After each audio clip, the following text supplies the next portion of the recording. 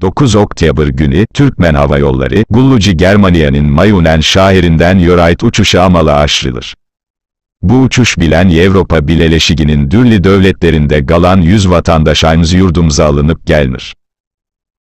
Türkmenabadin Halkara Hava Menzili'nin Maglumat Gulluci'nin haberine göre, Türkmenistan'ın rayatlarını alınıp gelen uçar yerli vag bilen 14'te Mayunen şehrinden Asman'a göteriler.